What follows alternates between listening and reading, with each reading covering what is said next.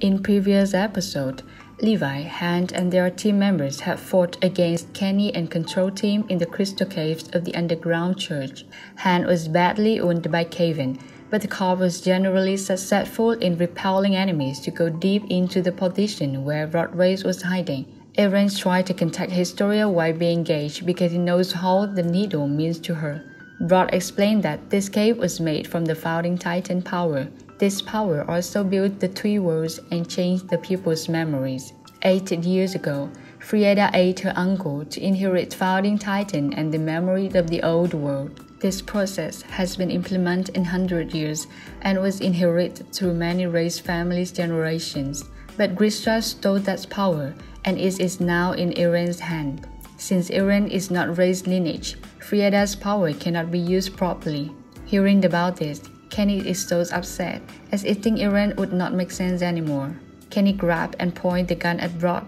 Kenny is furious that Rod has been taking advantage of him all the time, while he knows what Kenny is chasing after and won't be able to get it. Historia snatched Kenny's gun and asked him to let her father go. Kenny calls her miserable and reveals her father's plan to turn her into a monster to eat Eren. Historia decides to eat Eren to inherit her sister's power and memory. Kenny asks if she remembers what Rod did to her.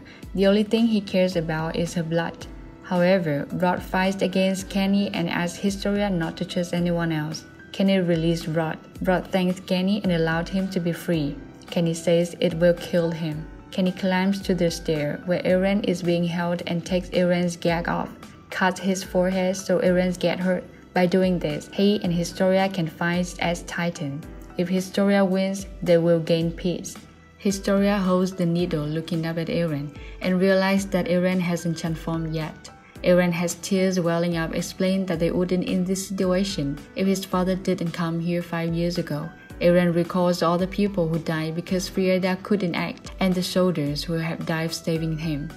Eventually, Eren asks Historia to eat him so she can save humanity. Historia says that the moment Eren calls her normal is a happy time and she missed your meal. She asks her father why the Reiss family hasn't done anything with the Titans for the past 100 years. Rod explained that it was the first king's wish. He doesn't know the reason because it's known only by the heirs of the world's memories. Many years ago, Rod and his brother tried to convince their father to liberate humanity, but their father did not. When Yuri inherited the founding Titan, his younger brother became a god, and Rod's mission was to bring that god back to their world to lead the needle close to Historia's arm.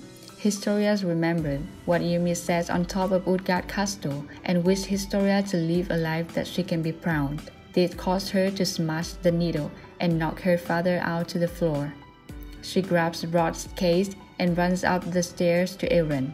Historia begins to rescue Eren while Eren urged her to eat him. She pulls off the chain and tells him that she doesn't want to destroy the Titans anymore. Let humanity be eliminated. Rod crawls to find the rest of the needle and drinks the spilled liquid that turns him into a Titan. The cops who are pursuing the control team being attracted by the bright light from the Titan's transformation. Rod Reiss' transformation into a giant Titan begins to cause the cave to collapse. Levi commands Armin and Mobley to take Hand to a safe place.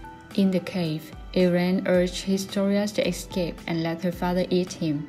Because Rod is part of the royal family, the founding Titan will return to where it belongs. Historia is blown back and Mikasa catches her. The rest of the Levi squad arrives to rescue Eren. Eren rejects and says that they should leave him, but Jin tells him to shut up. They pull Eren away when the part of the ceiling collapses. Kenny escaped the rising Titan while his team has gone deeper. Levi's squads get close to the worlds. Eren is terrified looking at Titan and afraid of being eaten. He wonders if he should transform, but his Titan couldn't be alive. Eren apologizes to everyone and calls himself useless. Connie reminds him that they have been through worse things. The group plans to escape using omnidirectional equipment, but Eren doesn't think it's possible. Levi tells Eren that he needs to make decisions. Being frightened, Eren bites off a bottle labeled armor and transforms into a Titan. When Eren transformed, crystal columns rise from the ground. Kevin was dropped by debris. Rod's Titans finally stood up, breaking through the ceiling. At the outside, Armin and Moblit quickly leave with Han as the ground around them collapses and the church sinks into the ground. The rest of the Corps regiment, commanded by Orvud, arrive just in time to see the Mammoth Titan slithering out of the ground and dragging himself on 4 legs. Inside the cave, Jin and Mikasa awake Eren. After rescuing, Eren looks back at the rest of the Titan in astonishment. Meanwhile, Levi refers to the effect of hardening. Eren recognizes the bottle effect, but Levi points out that it was Eren who came up with a way to save them by stabilizing the cave. Levi suspects that the original world was also made of this way. By this, they can now close the breach in World Maria. Connie and Sasha go down to announce that they find an exit. Armin and Moblit help everyone to get out of the breach, and Eren sees the devastation caused by Ross Titans for the first time. It leaves a scorched trail after waking up. Levi's squad come back to Orvud. Levi informs that they have saved Eren and Historia successfully, but Han is in bad injury. Orvud decides that they will go with Orvud district because it may be the Titan's destination. On the way, Han listens to Eren and Historia retell what happened in the cave. Eren says that they still have the option to let Reiss eat him and turn back to a human. Levi admits that they would be able to catch Rod when he returned to human form and would have a chance to avoid the first king's brainwashing. However, Historia gave them another choice. Now, the founding Titan has been taken from the Reiss family. They have a chance to change everything for humanity. She believes that Eren's father was trying to save humanity, took away the founding Titan, and killed the Reiss family is reluctant. Mikasa adds that there must be another way to save the mankind, and that's why his father left him the key to the basement. Han agrees to this plan, but asks Historia if she is okay, as they will have to kill her father. Historia apologizes to Eren because she used to believe in her father and she realized it's time to say goodbye. At midnight, the cops arrived at Orvud, and Levi informed Historia that according to Orvud's order, she will become the new queen. The rest of the team protests Historia to be forced into another road right after she lost her father, but Historia agrees with one condition. Historia joins the meeting. A soldier confirms that Titan is approaching them from the southwest and will arrive at dawn. Orvud announced the plans that they wouldn't evacuate the civilian, making everyone nervous. Han explained that the abnormal Titan is attracted to a crowned pupil assembling. If they evacuate Orvud, the Titan will follow them. It will be the end of humanity.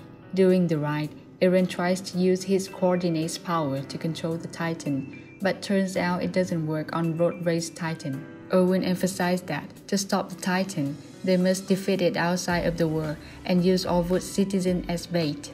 They will ask residents to participate in an emergency evacuation practice so that everyone is ready to leave immediately, and Karsten agrees.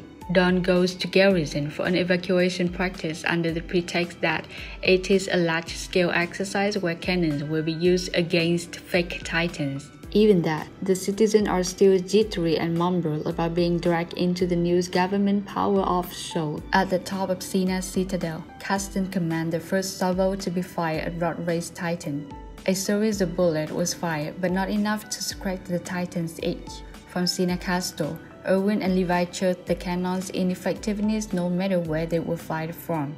Levi calls Orvud's strategies a gamble. Titan Reiss is coming, while the cannons have no ability to damage it. Whether the cops and the Orvud citizens have any solution, and whether they can prevent this monster from entering this city, all we have in the next episode. For now, goodbye and see ya.